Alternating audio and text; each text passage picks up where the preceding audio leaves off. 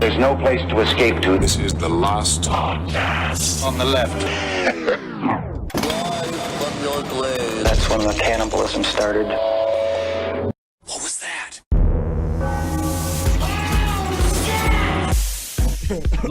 Let's do a game of zip, zap, zap. Zip, zap, zap. That's what you want to do? Yeah, zip, zap, zip. Zip. No. Zip, zap. Zap. Zap. No. Zap. Zip, zap. It's nope. Zip. I fucking got an Uzi and I shoot you in the dick. Whoa. Like that? Is it like, you know, when you play like rock, paper, scissors, then the kid's like, dynamite. Yeah, I do think kids nowadays are playing like Uzi, handgun, or grenade. And I'm not sure. I guess Uzi beats grenade, but grenade beats handgun. Mm-hmm. An Uzi definitely beats gun use instructor. That's for certain. Holy Lord. Saw that video. That hero that 9-year-old. guy didn't stand a fucking chance. Well, I would say when you give a Uzi to a 9-year-old, step back. Don't put your face right in front of where the gun is. It's kind of like that. It's like if you give a mouse a cookie. Right. Remember that book? It's like that. Mm-hmm. But in the end of the Give a Mouse a Cookie, I don't remember. It's been a long time since I read it. Does it kill the family? Yes, the cookie was full of drugs and other psychedelics, and then the mouse freaks out and gnaws down your face. I just saw the cat. The cat is like 10 times its size, and it's got an Abraham Lincoln's face to it, and I just gotta fucking kill it. I gotta kill it. An Abraham Lincoln-looking cat. Murder it. Welcome to the show, everyone. That's Marcus Parks. I'm Ben Kitzel. We're joined from all the way from beautiful Los Angeles by a fella. It is raccoon adventurer Henry Zabrowski. I will put this way. So I'm now living in Silver Lake, California, which is very friendly, sort of hipster community out here in Los Angeles. But what I will say is that number one, people are suspiciously nice. Oh, I hate that. Someone gave me their table at breakfast. What do you mean? They were like literally like, "Oh, you need a table. Oh, we should have been done anyway. You can sit at our table." They're cultists. They're all cultists. Exactly. They're trying to recruit you into some disgusting sex ring. And it's working. And second of all, the Hitler mustache is making a big return. I thought Michael Jordan was the only one that could pull off that Hitler mustache. No. Now you got kids with fucking like a weird Coca-Cola shirt on with a tiny little Hitler mustache and like and the gelled hair. They're dressing actively like Hitler out here. They're fine with it. Also, the raccoons do literally roam the streets at night, in roving packs. And I was told to get a stick because sometimes they will attack you on the street. You're told to get a raccoon stick.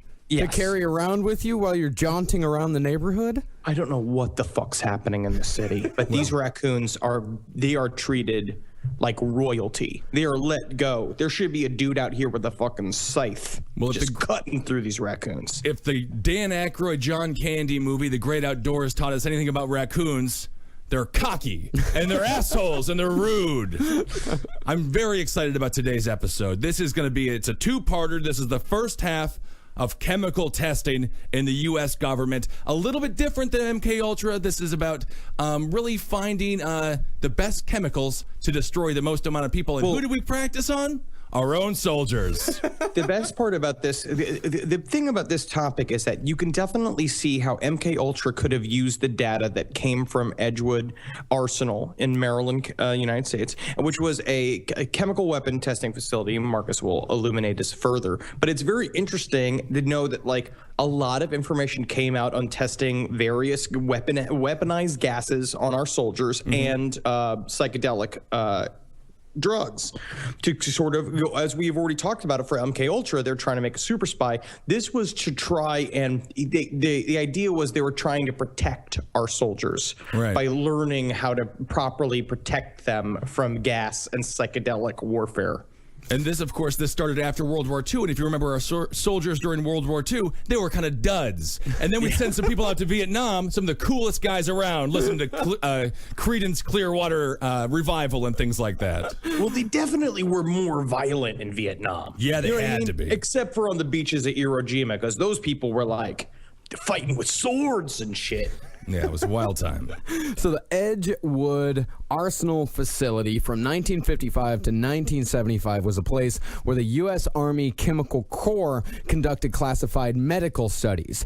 And about... Medical studies, huh? Medical studies, exactly. There was, Very similar to Unit 731. this is, once we get into it, you'll not only see similarities to Unit 731, but you'll also see similarities to some of the Nazi medical experiments during again, World War II. With the Nazi experiments and with Unit 731, they were experimenting on their enemies. Yes. These were our soldiers. Yes, and while they did take a little bit more care than Dr. Mengele, they were still experimenting on United States soldiers. They experimented on 7,000 soldiers. They used more than 250 different chemicals. Here's an example of some of the chemicals they used. They used nerve agents like VX and sarin gas. If you remember sarin gas, there was a Japanese cult in the 90s that filled subways in Japan I full remember of sarin gas. It was terrifying. What I will say too is I also researching this topic made me really learn what nerve gas was. I hadn't actually known what it does, but basically it just shuts off all your organs. Yeah, Right. As Basically, fast as it possibly can. it makes your nerves seize in your brain and all over your body. So it's like your whole body just shuts down. So technically, it's sort of humane because you die almost immediately. But the 15 microseconds before you die are pretty rough. It's also very good if you're at karaoke and you want to sing a song called Have a Little Help from My Friends, but you really want to look like Joe Cocker when you're singing. The worst part about nerve agents, though, is not the people who die, but the people who are exposed to only a small amount of it. Say, you're in the World War II battlefield. You're out there in the battlefields of France. You're out there in the trenches. The guys that are in the middle of the gas cloud, they die instantly. But say you're on the very edge of the gas cloud and you only get a small, tiny, minuscule dose of it, you're about to go through an extremely painful time. Adolf Hitler, for example, was exposed to nerve gas. He went blind for 2 weeks. And when he woke up, World War I was over. Oh, he missed World War One. It's pretty sweet. And then a .0005 will automatically learn how to play the piano. So you don't know Right. if it's going to be good or bad. Sometimes that experiment turns you into Spider-Man, and sometimes that experiment turns you into Lenny from Of Mice and Men. Yeah, well, leave Lenny alone. I think Lenny's got a bad rap throughout history. Well, they also used atropine and scopolamine, which are Scopolamine is the zombie drug. That is the most powerful drug on the face of the planet. What they use in South America in order for people to go and steal money out of their ATMs and fiddle with their balls. So they'll have a whole night of activity and not remember any of it. Yeah, I mean, this kind of like Tecates, right? Yes. Tecates and 2 or 3 Xanax, and then you hit a bowl, and then the next thing you know, you've signed up for a blood drive. Mr. Zabrowski, I don't think we're going to need your blood here. You're highly intoxicated, and you're currently you're drinking some of it. But I have all this blood. It's in me. You're right. No, you're just cutting yourself right now, sir. They use irritants and riot control agents, tear gas, and the like. Of course, they used LSD, cannabinoids. They used pot, but they used highly concentrated THC, what we call oil today. Red oil. Yeah, red oil. And they used PCP. We'll get into that later.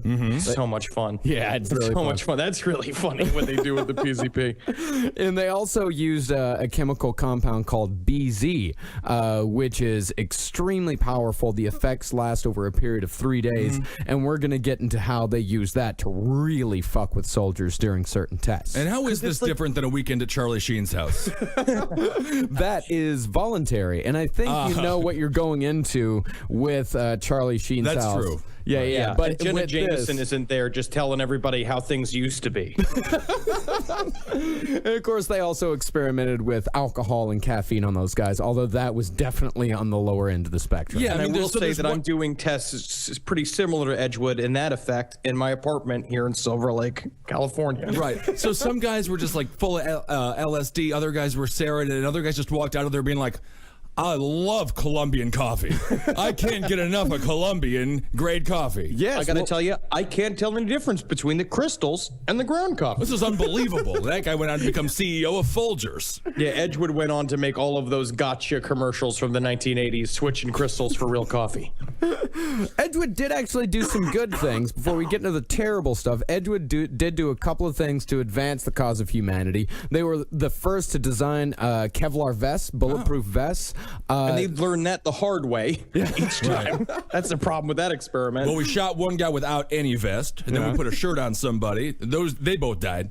What we need is we definitely just needed it's a clean testing area, so we had to have one with no vest at all. Yeah, what poor sucker has to be the first vest guy? Stand there, we're going to shoot you. No idea if it works yet. All right, well, I've just been a lieutenant here for only 49 years. I can't believe I remember I was cleaning this floor since you were a baby, Dr. Ketchup. How'd he die? He was a hero. Some of the experiments they used for mustard gas, that was the basis for early cancer chemotherapies. And there was a guy named John Clements. He made a discovery about how surfactants, which, that's detergents, household cleaners, behaved in the lungs, which saved the lives of hundreds of thousands of children. They changed the way a lot of those things were made.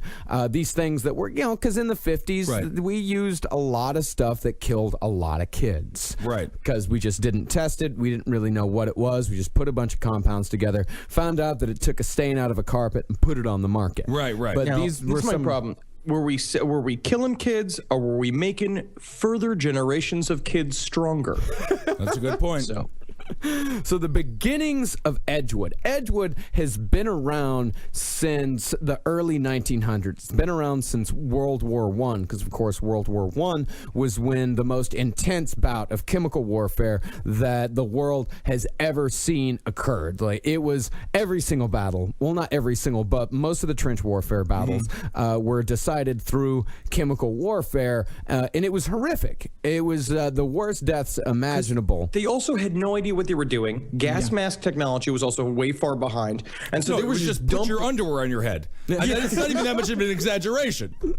Johnny, you gotta tie that scarf shot. It's a scarf just wrapped around his face. Yeah. It is very, they were just shooting this poisonous gas out there. And so basically what Edgewood was started on the basis of was how to make war more humane, which is fucked up. Yeah. It's very ironic. No, we'll hear much more about the justifications of these people later.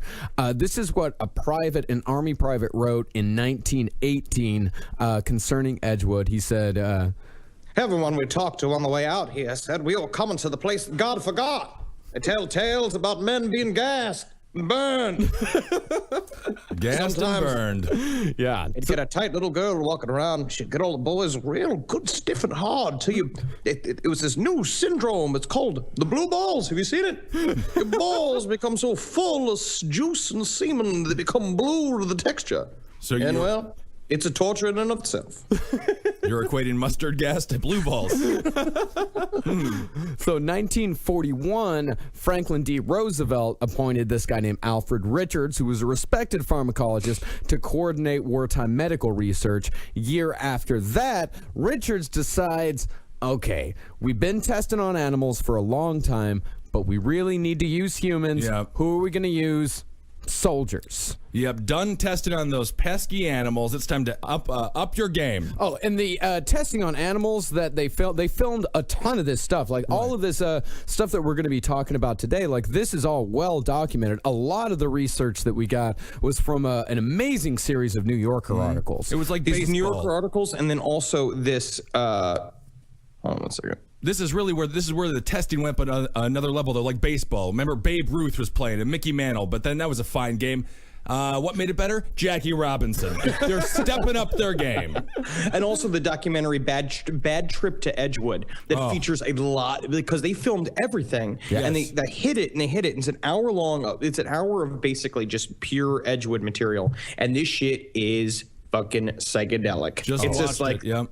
the whole thing would be an awesome just backdrop to a party, and you toss some 9-inch nails on it, and you put the documentary on mute, and it's just like, and you get like a girl sidled over, and you like tell her about how like, you know, like sometimes you have dark thoughts, and she's like, I want to help you. Like that'll help you. Yeah, then you end up in a CeeLo Green situation. Oh, no.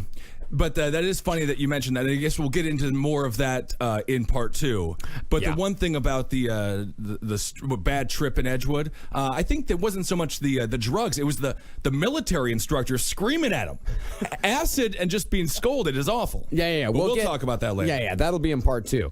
And if you watch this video, you also see the tests they used involving animals. They did a lot of gas mask tests with goats. For some reason, funny. It's really actually. I mean, a lot of the goats died. Almost all of the goats died. But they found out that the research they were doing on these animals was not transferable to what the effects were on humans. One of the guys said, "In the hands of competent experimenters, much can be learned concerning the prevention and treatment of gas burns in men without subjecting them to more than relatively trivial annoyance or disability." Now He's we're a gonna see sociopath. he's a sociopath. And we're going to see what trivial annoyances and disabilities that they did to these people, which is absolutely insane. And what I do like with all of those videos, honestly, Bad Trip to Edgewood leads with these videos of the animal experimentation, and it's so fucked up and dark because it's just them taking the cutest puppies and like just sticking them in their heads in a box full of liquefied LSD. Right. And it's just put them all in the head, and then it's just them just going like, it's just like, honestly, it's like the beginning of YouTube. It's like right there. Right. It's like David after dentist, but it's just give a cat 100 times the normal human dose of LSD and watch what it does. Yeah, they put a cat into a tiny little box, gave it a shit ton of LSD, and they just started setting mice loose. I'll tell you, it was a bad day for a cat. Great day for those mice, though. Those mice were destroying that cat. It was also very interesting to watch the collection of cats form a loose sort of baseball game, featuring a chopstick that they found in a garbage can and then a rolled up piece of paper. And it was just sort of like that is interesting. Grumpy cat was the catcher. I didn't know the experiment was going to go there. So in 1948, the scientists decided that if they were really going to get some solid test results, they had to start experimenting on soldiers who had no idea what was going to happen to them. Right. But only the strongest of the soldiers. Yes, it was the top 25%. What do they call them? The astronaut class? Yes, they called them the astronaut class. The top 25%, those guys would be tested with the nerve agents, and the bottom 25%, those guys would be testing equipment. Shouldn't we be sending the lower 25% into space? Why are we getting rid of all of our good ones? Sending them to the moon. We got wars to fight here on Earth. Astronaut Class is an amazing prog rock band. Yeah, I've heard them. They're wonderful. So an Edgewood test subject, he said that he was given the nerve agent VX, which we mentioned earlier. And VX, when it's applied to the skin, it's 100 times as deadly as sarin. So an officer comes to the soldier's bedside. He draws a tiny little circle on his arm, and then another doctor comes in with a syringe and squirts a drop of liquid onto his skin. And they said the effect wasn't necessarily immediate, but it was rapid. And the subject, he heard other people groan, and he heard one dude say like, "Oh shit." It probably just sounds like. Have you ever heard Eddie Larson from Roundtable Story of the time when he was serving as the head of this graduation chair, and he had to like organize the graduation ceremony, and he was to lead this group of kids, and he went over to they were all going to do acid after graduation, and his dealer went up to him, and he was just like, "Okay, here, I'm just going to put these on these tabs for you," and Ed held the tab, and then he missed and squirted the whole bottle onto his hand, and so he just became a tripping madman. And just imagine that but it is a drug 100 times more powerful than LSD. Right. No, this is 100 times more powerful than sarin. But I mean, like, what this effect Yeah. was bordering because it made you kind of trip balls a little bit, and that VX was a chemical that Hitler was literally jealous of. Yeah. Because the Nazis had been working with poisonous gases for so long, and then finally it was like VX was like the fucking Magic Johnson of gases. And we had figured out, of course, because we're the inventors of jazz and stand-up comedy. You know, Well, one of the reasons why America was so jazzed on getting a lot of chemical compounds and using a lot of chemical warfare was because this whole thing ties loosely into Operation Paperclip, which Operation Paperclip, if you remember, was the U.S. operation to take Nazi scientists and bring them over to America to work for us. If it wasn't for Operation Paperclip, we never would have gone into space. And they just Prescott Bush was sitting in a hot tub with fucking Goebbels every fucking weekend talking about how best to make our boys all loopy. That's all they did. It was like, technically, they were like party masters. You know what I mean? Like, they were just like, how are we going to make these boys trip nuts this week? And he's like, well, what we used to do in Germany is we used to cut the penis off of one of the twins and see if the other twin felt it. And he's just They like, did. how about just like weed oil? Yeah. Yeah, they were sort of like that party monster character. So the guy that was given the VX, he said that there was a radio on in the room, and he said the words made very little sense. He said there was a very calm disassociation from his environment. They gave him food, and he said that he had no idea what to do with the utensils in front of him. And he said as the test continued, this wave of tension just came over him, and he said that all of his nerve endings felt like they were being crushed in a vice. And this is from a tiny little drop on his skin. Imagine if this stuff had been weaponized and put into a gas and sprayed out over a battlefield. Then no one would know how to eat. And then they couldn't stab us with those forks that we were fighting with. Send it to game. Wisconsin. Yes. Send it to them. The other thing is like, this is just a high I've been searching for so long. You know what I mean? I've been smoking this medical weed out here, this strain called Charlie Sheen, and it makes me like, I'm like on top of a lamp. I'm like on top of a lamp, crouched like a gargoyle after I smoke like a bowl of it. Seems a little warm, though. What condition did you tell the doctors that you had in order to get medical marijuana? I said that I was looking to get kaleidoscope vision, and that normal vision is too boring for me, and that I'm too fast. I said the people keep telling me that I'm too fast and I'm too active, that I'm too productive. Oh, wait, we'll and just they were put like, you down "We as hear that a lot." we'll just put you down as a speedy creative then. That'll be good. So at Edgewood, during these gas tests, they had an actual gas chamber that they used. The whole thing was salvaged from a World War I Navy ship, which means it was airtight. The walls were extremely thick metal, and the only window outside was a nice little porthole. And this is where the Unit 731 thought came into my mind, where they used to put him in the chamber, pressurized chamber, and turns out humans don't like a lot of pressure.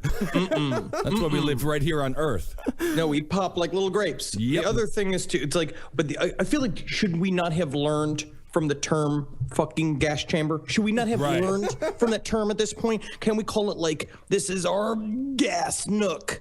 Have you seen our gas I would nook? just get rid of gas in general. A human Yeah, just refrigerator or just a playpen.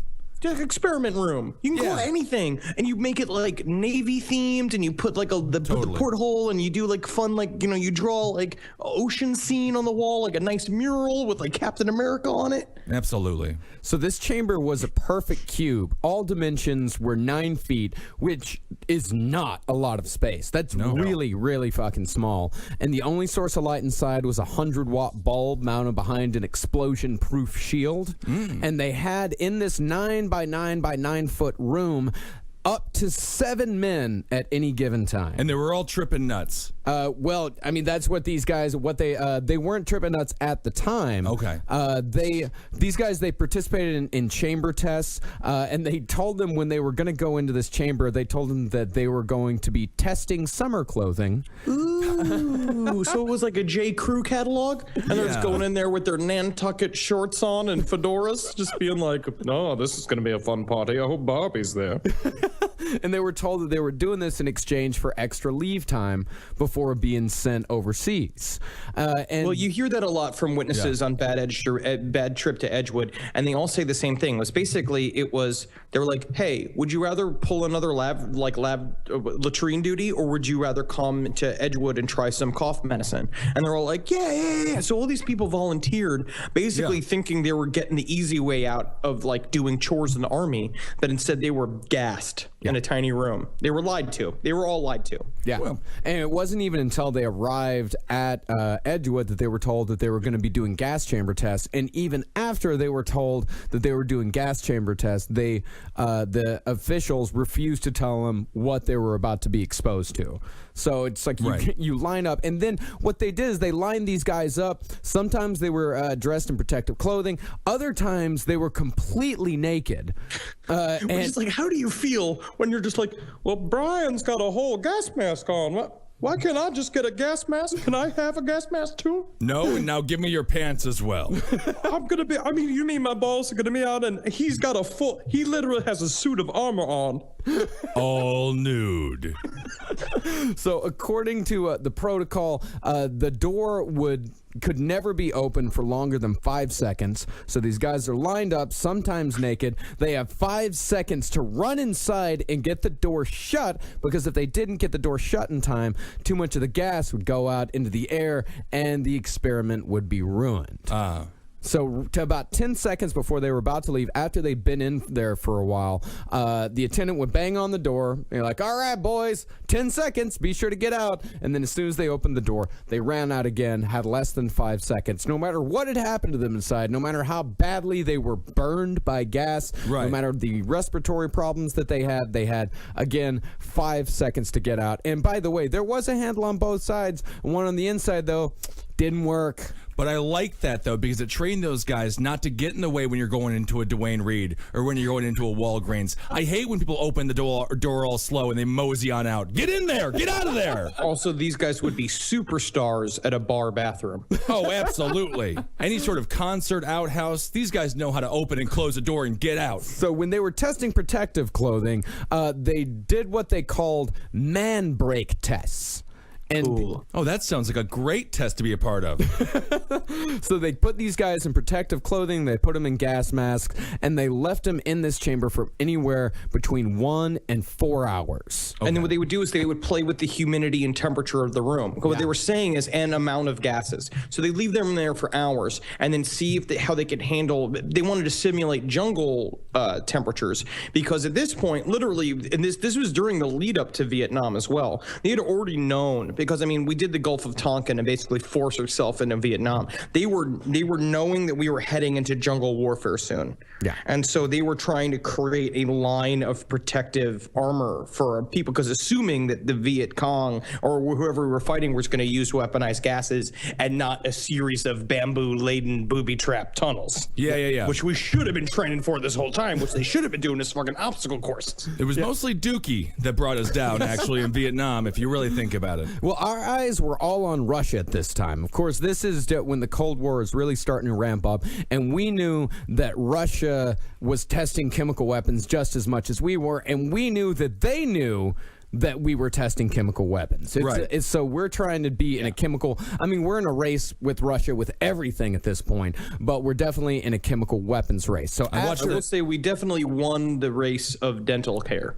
Oh, we will destroy the Russians in nice-sized foreheads. And the other thing... Oh, there's a great documentary, though, the Donald Rumsfeld one, The Unknown Known. Yeah. And they were talking about how Dick Cheney and him, they just completely inflated the Russian numbers. And for the most part, the Russians were, they were tough, but they weren't that damn tough. No. And I guarantee you, we were winning the gas game. No, the most famous story was when Russian jets would fly off. They would fly off of the tarmac. They'd go to a different location, repaint the whole jet, and then come back and fly that one off again. So they would a cartoon. Yeah, it's like a cartoon. Because they didn't have that many jets. MiGs was what they had, right? Those were the Russian jets. 12 of them. Everybody, and they were only testing this stuff to show the Russians that they were testing it. Yeah. It's all a big gigantic game, and the people that got punished were the soldiers. Yeah. Well, everybody else was fine. They were all using these guys like fucking pawns. I will say, though, this is not the worst experimentation we've ever seen on soldiers. Most of these people came out of there and were actually okay, and we'll get more into that in part 2. Some of these people were like,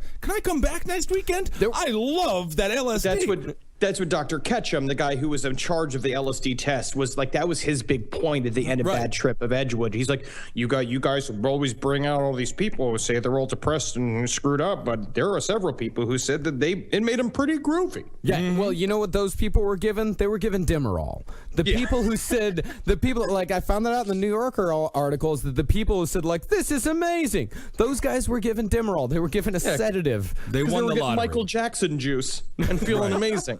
Well, I mean, if you want to talk about, horrible experiments, going back to the gas chambers, these guys, what they would do is they would bring them out of these 4-hour sessions, and then they would examine the bodies of the soldiers, and if there weren't any burns on the soldiers... Private Stevens, why are you rock hard right now? You are. Why do you have the gas chamber? I am loving the gas chamber, and I'm loving being there with all these men. And that's how you get out of that. That's immediately how you get out of that. If you go into a gas chamber with 7 other men and you just go like, eep, they're like, all right, well, he's not ready for war. That's like, what I was thinking. I mean, obviously, prisoners of war, they've been all over the news lately. And I was thinking about the other day, what if you just like start getting tortured and you just start to like love it? More, yeah, more with the, electrodes, yeah. They'll you just stop. go to start sucking the other guy's dick. Yeah, just they're going like, well, I'm gonna just go. Well, do you mind if I suck your dick? and then you'll be out of there in a second. Oh yeah, they're so homophobic. That's how you get out of all these masculine challenges. Just pretend like they make you aroused. So after they examined these soldiers, if there weren't any burns on their bodies, they ordered them to go back to the gas chamber every single day until they did get burned. And a lot of the tissue damage was all over their bodies. It took more than a month to heal a lot of these guys. And the ones that became sick during these tests, they said that they were threatened with court-martials if they didn't continue to go into the chamber every single day until they did get burned. So by the end of it, they all look like that tan mom from New Jersey who spends half of her life in the old sunning booths. The other thing too is like what they don't talk about here too is this sort of just how it is against the nature of any soldier of any bit of the training to deny what your superior tells you to do. Absolutely. So what Dr. Ketchum also then says later on is that like they had the option to leave. They always had the option to quit, and it's like no, they didn't. No, you don't. No, you were forced to agree. Yeah. And they also say that during these gas chamber tests, that some guys would collapse in the chamber. After they collapsed, they would be dragged away, and they said that they never saw those guys ever again. So it's very likely that a lot of a fair amount of guys died during these gas chamber experiments. I doubt they just reassign them. Marcus, those guys were sent to that big, awesome soldier farm upstate because there was room for them to run and stay, right? Mm-hmm. Yeah, and that's also what happened in World War II with all the people that were put on the trains. Yeah, they went to a mountain land. Having a great time somewhere in Aruba. Mm-hmm. Yeah, I've heard that. And even though we don't know how many people were tested during this time, we do know through records that the Chemical Corps Medical Division, they sent letters to more than 1,000 soldiers, and they thanked them for, quote, subjecting themselves to pain, discomfort, and possible permanent injury for the advancement of research and protection of our armed forces. But they really did. Yeah, they really did. Again, thousands of kids were saved because of these things. And I do want to say this about Edgewood, is for the most part, this is a very good example of the road to hell is paved with good intentions. Mm-hmm. Because all of these scientists came out and they all also, of course, because it was their jobs to defend it, but they all say the same thing of just being like, we were doing this for good reasons. We were trying to defend against gas attack and against these types of things and figure out how to make a weaponless war. But they're just all so stupid. But that being said, though, at the same time, they had no concern for these players. They're like an athletic director in a major NCAA football program who gives a full scholarship, and the guy stubs his toe or breaks his ankle. He's like, oh, I'm sorry, got to let you go. You can no longer help us win. I mean, they had no concern for these soldiers' lives whatsoever. No. There was a bottom line. And the big thing, too, is where this VX came out of, which I find really, one of those, fucked up things, is that the reason why sarin doesn't work very well is because it doesn't have a long shelf life in terms of being lethal, is that once you release the gas, once it disperses, it's not lethal. So it's basically only works the first time you shoot it. And so VX came out as a thing of being like kind of making it more napalmy, which is like we're going to make sure that it comes out and it sticks to them. And it's 10 times more lethal. When God was creating semen, he had a similar problem, and that's why now semen is so sticky. I remember that old psalm. Slick was the semen that didn't make a babe. Sticky was the semen that made Solomon's hair. You know what I mean? That's right. That's right, Henry. I didn't know you read the Bible. I went to Catholic school. Very good. Well, the government not only tested on soldiers, very quickly, just a quick reminder that the government also tested on regular United States citizens. In 1951, they sprayed a bacteria over San Francisco in which 11 people were hospitalized. Marcus, one died. Get more into this. The general public was not informed that this was going to be happening. God, no. And there are plenty. There are things that happen in St. Louis that people, are. It's still rumored, but there are definitely some that are very confirmed, such as Operation Big City, which they did here in New York and cities all across America. But us here in New York City, we were definitely the ground zero for it. That was in February 1956. And they would fill light bulbs, right, for all intents and purposes, with bacteria and just drop them down in the subway system. Yeah, they would fill light bulbs with bacteria and they'd throw them in front of trains so they could see how fast the bacteria could spread. We didn't give a shit. And like we've learned, and when we were first talking about MK Ultra, we learned this story because it was like their favorite thing to do was, because the idea is that they wanted to see what the true effects were. So they didn't want to let anybody know that they were being dosed. So CIA members were dosing each other with LSD and different drugs all the time. And this is Operation Big City is where the story came from of the CIA operative who was dosed and then committed suicide by jumping out of a window. And they had these connections to whorehouses in New York where they would help them dose Johns. And we cover that a little bit.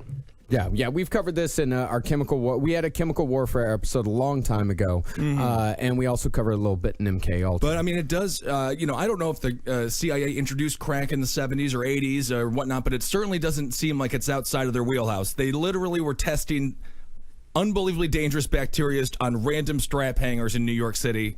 And all of this is documented, and all of this it was tried in court. These people were paid reparations. The federal government, 22 years later, after somebody died, I forget the name of the fellow, finally was just like, sorry about that. Yeah. And they also gave the family $675,000 in reparations for that. I'll take it. Yeah, that's the thing. So in 1947, this guy, Alsop Corwin, he was consulting for the government as far as chemical warfare went, and he just kind of said, almost as an afterthought, he said, one rather spectacular possibility should certainly be called to attention.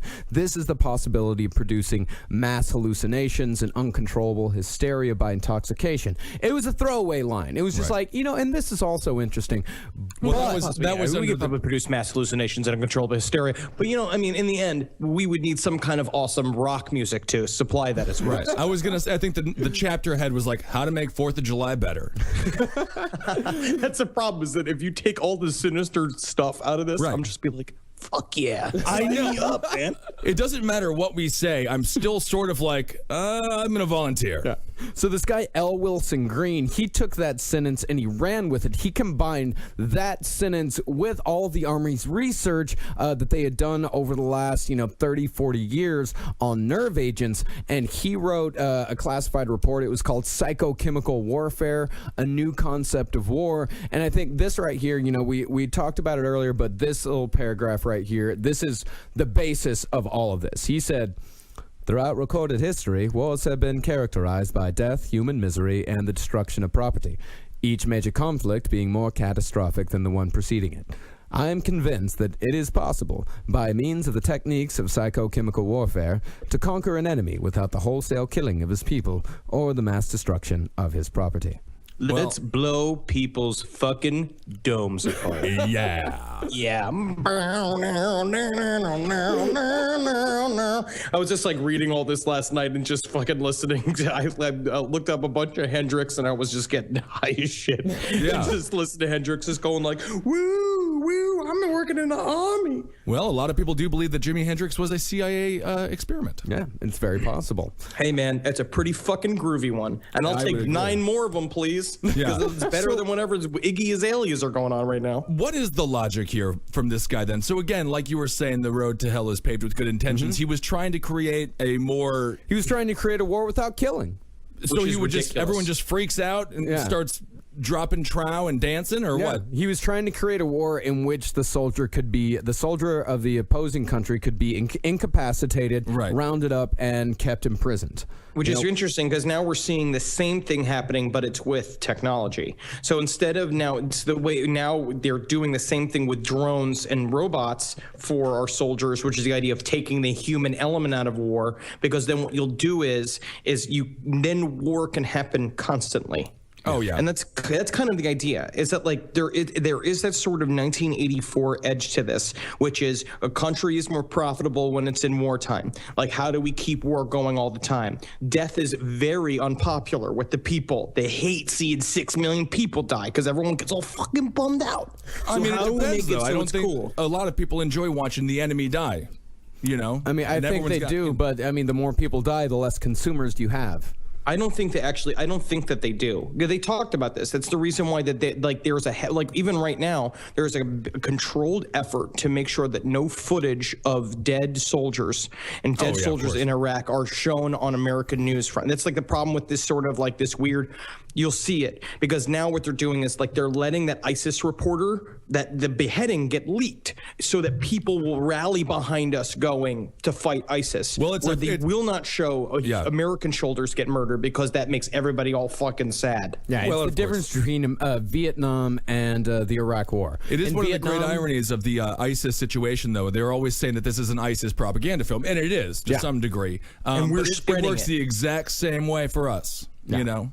So the main guy in charge, let's go through some of the scientists that were involved over at Edgewood in these programs. The main guy, his name was Colonel James Ketchum, and he's a guy that is spoken out many a times about the effectiveness of this and how it was a positive force. He even wrote a book in 2006 defending himself as far as his experiments went. But I'll tell you this right here, what he says about the Chechen Moscow theater incident, I think this really sums up a lot of what this guy's all about. If you remember in 2002, some Chechen guerrillas, they seized a theater in Moscow. There were about You're talking about 800 people, not monkeys, right? I'm talking about people. Human beings.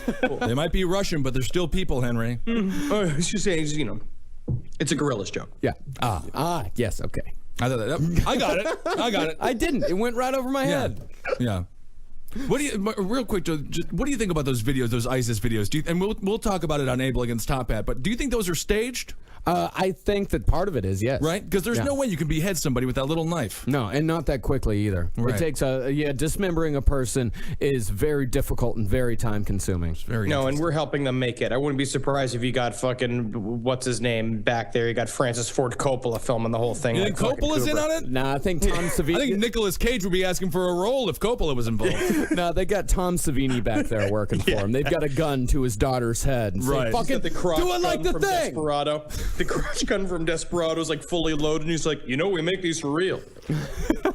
Anyway, I apologize. So Ketchum. Yeah, so Ketchum, talking about the Chechen military crisis, these Chechens, they held 800 people hostage, and the Russian military, they flooded this entire place full of gas, and the special forces went in, and they ended up killing 130 citizens in trying to save all of them.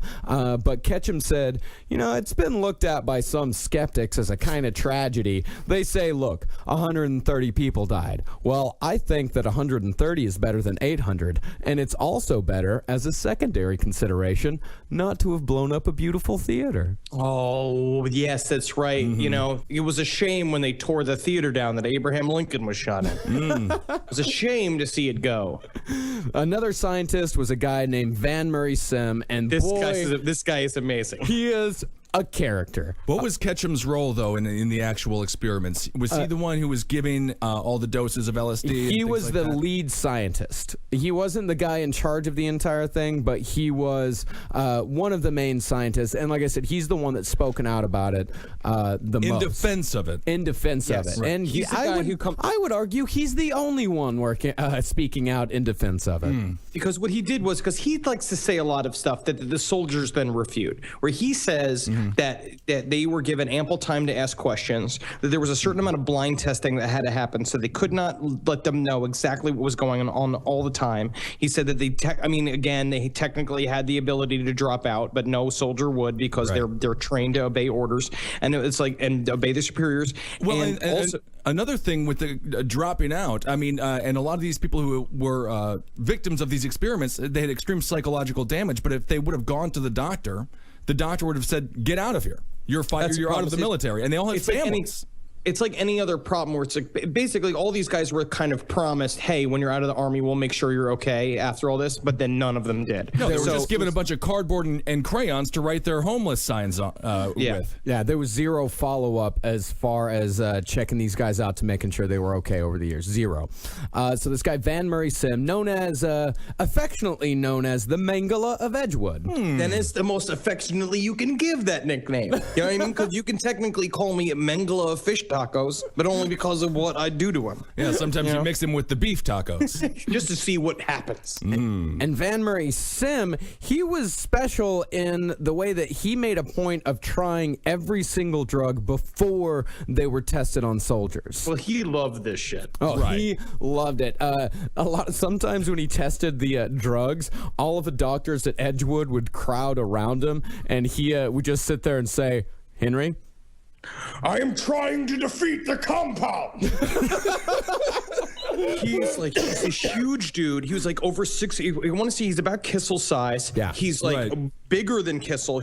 Big muscular dude who was just nuts. And they said that he would just take all of these drugs. And the problem was that he would just rip apart the labs because they literally couldn't control him because he was bigger than everybody. Isn't this how the Green Goblin was created? Yes. Yes.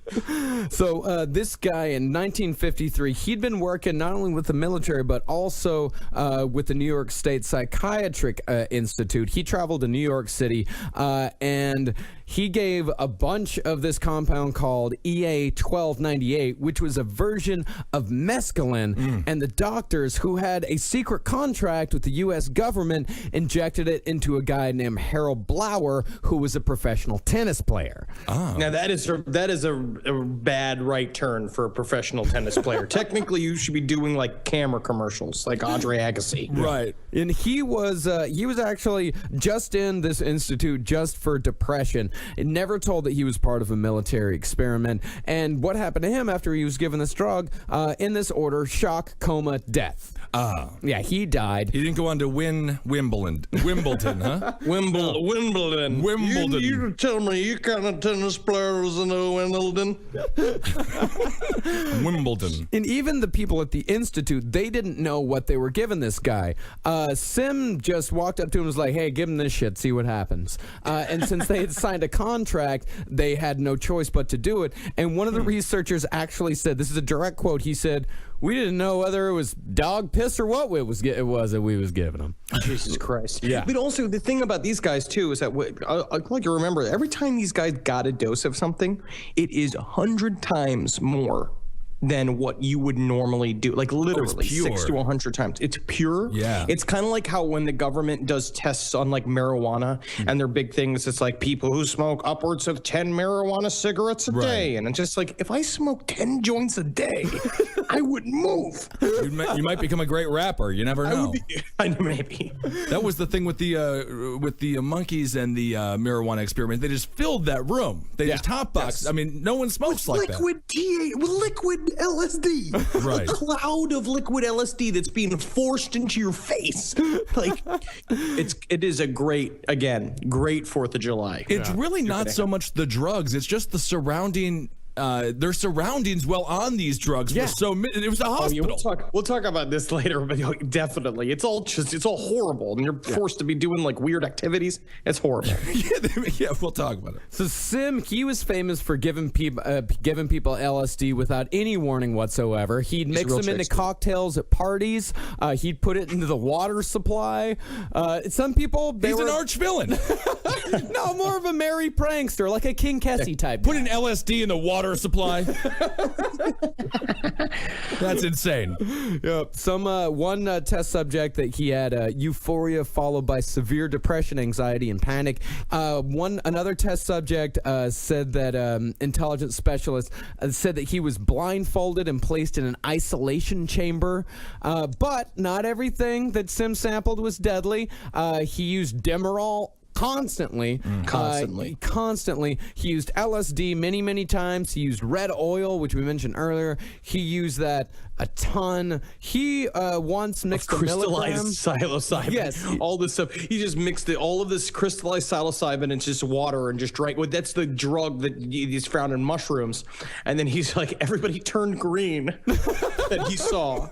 And I love this. Like, I feel very light, almost weightless. And for me, that's quite a trick. Oh, yeah. Heavyset man. So Can you imagine also just being like, oh, man, I got to go out to coffee with Dr. Sim this afternoon. I better clear out my next 3 days. Yep. I never know what to me. Does this water taste like purple to you? So It better taste like purple. I put a whole bunch of purple in it. Oh, I'm supposed to go to the fucking DMV, man. Come on, man. You don't got to drive when you can fly, my friend. Store, man. So in 1959, they took all responsibility for volunteers away from Sim. Yes. Yeah, all responsibility. And they eventually gave him the title of chief scientist, which was nice. Mm-hmm. And You're king of the scientists, and he's like, thank God I've already made this crown of coffee stirs. Only in the U.S. government, when you continually mess up, you get promoted. Yeah. That's How many insane. times you poison people with mescaline and eventually become the boss? Yeah, you're the chief now, so. So they transferred all control over to this guy, Colonel Douglas Lindsay. He was a Korean War veteran. He was an army surgeon, kind of a MASH fella. You know, he was out there in the Korean War taking care of people. Athletic, small-framed. He had dash mark lips. I don't know what that means. Thin lips. So he saw a lot of tragedy, but he always maintained a nice, light sense of humor about it. He drove a pink convertible everywhere, always kept the top down, rain or shine. He had a... Whoa, hold on. What? Yeah, always had the top down, no matter what. This guy was tripping balls. Yeah. He had a... I don't know, maybe, do you guys know what a swagger stick is? I believe it's something like, like in like the 1920s, and you see that tiny cane. It's like a tiny cane. Yeah. I think it's a tiny cane. Yeah, if you lean on it, it just breaks immediately, but it's good for like whapping people with. Yeah. He had one of those, but it made out of a human arm bone, a fibula. So he's in charge of the volunteers. Yeah, he's in charge of the volunteers. Yeah. He was a master parachutist. Every once in a while after lunch, he'd just jump out of the second floor window. Perfect. That's not disorienting at all. There's no way you just like give a guy like 100 doses of LSD and just be like, excuse me, I got to go out for a second, and then just jump out the fucking window. So the chief of this entire thing has done more drugs than Hunter S. Thompson could possibly dream about, and then they hire a guy who has a bone for a cane. And then he just constantly jumps out the second floor window every now and again. Yeah. Right. And he also used to play little pranks. He would just be casually having a conversation with someone. He'd have he had a little beaker of VX next to him and be like, all right, well, let me show you what this does. And he'd just dip his finger into the beaker of VX. He'd rub it on the back of a shaved rabbit. And then as the animal died, because it died very quickly, he'd just walk around the room and stick his finger in a martini glass and just kind of swish it around and be like, that's fine. Can you imagine having to put in like off days, like for work with this boss, and like going up to him just being like, hey, so I'm trying to go out to Wisconsin for like a week to see my aunt or something. So can you just sign this release and stuff? He's like, just wait here a second. And then just chokes a fucking dog to death. Oh, never mind. Oh, I guess I could stick around. Vacation can wait. So, doctor that served under this guy, he said, this is what he said about him. Hey, Henry, you want to take this one? I thought that they were crazy. I was going to New York, and Colonel Lindsay tells me, how about taking a vial of nerve gas to New York to make a demonstration? And I'm looking at the guy and thinking, if I have an accident on the thruway, I could kill thousands of people. Thousands of people. I said, no. It's that simple. No, of course not. What are you talking about? And he doesn't even say if he's taken to make a demonstration.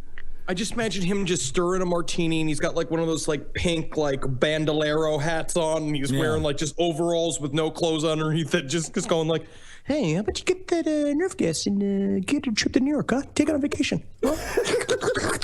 like licking his martini like a dog, like it's like, I don't know if you were he's tripping so hard his pupils have dilated to his whole eyeballs. Yeah, his eyes are just falling out of his head, and he constantly puts them back in. So as far as the psychochemical research at Edgewood goes, as I said at the beginning, these guys did Kevlar research. They did research on, human respiratory systems. It was a relatively small part, but there was also just a bunch of weird shit going on. One day, this guy Ketchum walks into his office, finds a huge barrel sitting in the corner, an oil drum barrel just sitting in the corner, has no idea why it got there or how it got there. So after barrel, huh? What's that? Is this a table? What is this? I don't care. Martini time, martini time. So after a couple days, his curiosity gets the best of him. A couple of days, yeah. They're army guys. They're taught to not question things. At some point, don't you just look around and be like, where did we go wrong? What happened to us, guys?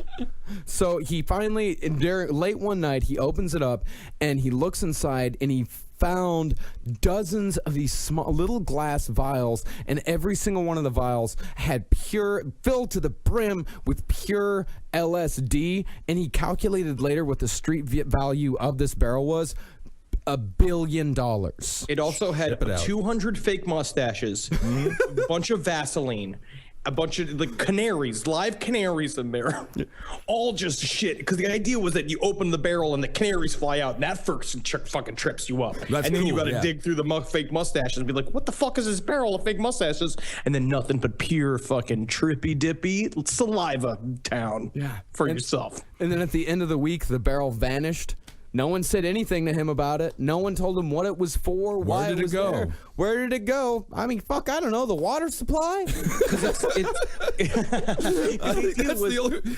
The only for that much. He said he said that there was enough LSD to get several 100 million people high in one barrel. So cool, man. Yeah. So, I mean, who knows? Where was this when I was at Florida State? I know. This sounds like So, not surprisingly, no matter what Ketchum or the other guys said, it was actually fairly difficult to get volunteers for this entire thing. So, they actually, and this is another fuck up the government has done again and again, is that they established monthly quotas to make sure they had enough research subjects. And anytime you suggest quotas into any sort of government system, and hell, any sort of system, then people that don't, you're gonna lie to people. You're gonna fuck with people, and quotas have to get cut, and they have to make their quotas. So they're gonna do whatever it takes to make the quotas, which is telling them you're coming here to test summer clothing. You're coming here to you're testing cough medicine.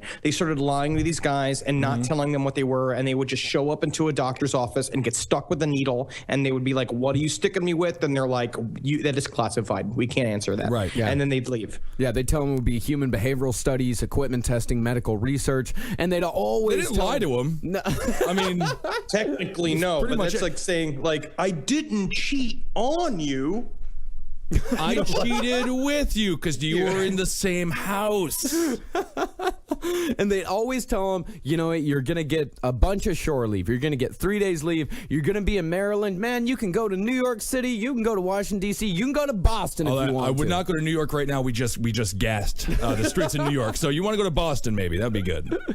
Yep. And anytime that they left the entire time, they get a letter of commendation. And not only that, they'd also get time away from Vietnam. They wouldn't have to. You get 2 weeks away from Vietnam, and they tell you you're just going to be hanging out. You're going to get a shitload of leave. You're going to take that. And they say, like, oh, yeah, you got to do is you got to put on a gas mask hat, and you're going to be running around. No, it'll be fine. Don't worry about it. Man, those guys were really damned if they do, huh?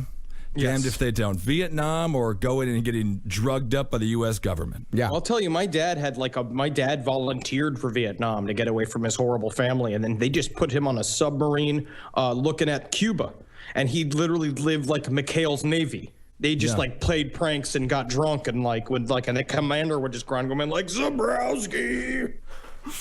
When they actually did tell them that they were about to get something like fairly serious, like say okay, we're gonna give you this gas. However, the worst that's gonna happen, you might get a runny nose, your chest might be a little tight. It'll be fine. Possible death. Yeah, and this guy, John Ross, in 1961, he said that he was given Soman, which is another nerve agent, and he said only when the needle was already in his arm did he overhear a doctor saying, you know what, that's actually lethal. That could be lethal. He's like putting it in, Johnson, what is this thing? It's like, I don't know, I think All right. it may be lethal. I'm not really sure. All right, well, so anyway, you guys want to go out for lunch after this, or? What was that? What was that? Oh, nothing, nothing, Mr. Ross. Absolutely nothing. And don't worry, there's nothing. I mean, there's something kind of lethal about this. I'm not really sure what it is, but it's fine. It's fine. It's maple syrup. We're putting maple syrup in you. So, Andrew, do you want to read the what John Ross said? What actually happened to him? I started having convulsions. I started vomiting. One of the guys standing over me said, "We gave you a little too much." They told me to walk it off. I started to panic. I thought I was going to die. Yeah. And for years, And then Dean Warmer came in and shut down the whole operation. This Animal House has to go. it really does have that kind of atmosphere. It has a frat house feel to the whole thing. It's like a wacky madcap John Landis movie. It really is. Yeah. But it just destroyed these guys' lives. Yeah. So hard. Yeah, and on the next episode, we're going to get into the actual LSD experiments. We're going to get into how badly these guys were fucked up for decades afterwards, and finally, the government getting a little bit of comeuppance for what they actually did. Yeah. All right, well, let's just leave it there. Very informative So stuff. this week, I'm glad if you were sober, it's a good one to be sober for because you got some information. But next week, when that episode comes out, before you even fucking open up your computer, you're going to want to roll up a fucking thick old horse leg for yourself and put it down yourself into your throat hole because we are going to trip you the fuck out because these guys tripped nuts. When you hear some of these testimonies, it's pretty fucking incredible. I mean, yeah, it honestly could be. It's either a rock and roll documentary, like when Janis Joplin and the whole gang was on that train going through Canada. I love that. And they're just stoned off their asses. Yes. Or a terrible government military experiment gone awfully wrong. Yeah, It's kind of if both. you've ever done acid before, imagine doing acid in a tiny concrete cube while an army guy asks you to do math. Right. Well, I did do acid once in a tiny concrete dorm room while my gay friend asked me why I found him attractive or did not find him attractive. Weird. Yeah. That's bad. It was fun. It was fun. I liked his hair, but I didn't like his arms. Penis. Yeah, penis. I don't know. I forgot how I got out of that one. We watched a bunch of pro wrestling videos. That's giving him the wrong impression. It doesn't matter, Henry. I was young. Well, that's it for this week. Don't forget to go to cavecomedyradio.com/last podcast on the left and donate to the show. You can donate anything you want. Even $1 helps, but if you donate $25 or more or $40 or more for international orders, you get a free Last Podcast on the Left t-shirt. And we just ordered the t-shirts. They'll be in here in a couple of weeks. And as soon as we get them, we're going to do as quick of a turnaround as we can. So if you ordered t-shirts first run, you should have them within, I hope, 3 weeks to a month. Very soon. They are very fucking soon. badass. And then we're going to have other t-shirts coming out in the future. You guys, thank you so much to the people who already donated. It means a lot to us. It's helping us do some stuff around the office. It's not just buying a kegerator. No, we haven't even bought that yet. We haven't bought it yet. No. But no, thank you guys so much. And do these iTunes things too. Yeah. People like this iTunes comment. Rate and review. That helps us pop up. That's actually what pops us up into the top. The top 100 is the more rates and reviews you get, the higher you are to the top at iTunes, and that'll enable even more people to listen to Last Podcast on the Left. And of course, October 5th, we got that sausage party. So Yeah. come on out to that. Oh, hell yeah. And I'm just going to be sitting here in my fucking mountain castle, fucking smoking my fucking green orbs, man. Yeah, Henry- Fucking, I'm around the corner from this taco stand. It's insane. I feel like you're always around the corner from a taco stand. Everywhere you go, if you will it. It's about perception. Henry, tell people how you do. How's LA going for you, real quick? LA's People good. are always LA's so very interested. good. Work is good. Yeah. We are in the middle of episode 4 of A to Z right now, and I think it's very good. I think people are going to be really surprised by the show. I think it's very funny. Awesome. It's not necessarily for the last podcast crowd, but please watch it and refrain from using any racial slurs on the NBC page, if you would. That would be appropriate. And, yeah, no racial slurs anywhere, really. Yeah, Everything else is nowhere. great. Oh, and go, join the Last Podcast Facebook page, and don't use any racial slurs there either. Yeah, there's so many other words to be said. Yeah, a lot of words. But most importantly, everyone, hail yourselves. Hail Satan. Heil Geen. Hail me. Ooh. And that's a sound. Oh, My right, we'll talk body to you. getting slapped. No. Jesus. I'm watching him do it right now. I've got the video link up. All right, we'll talk to you soon. That's enough. And Magustalations.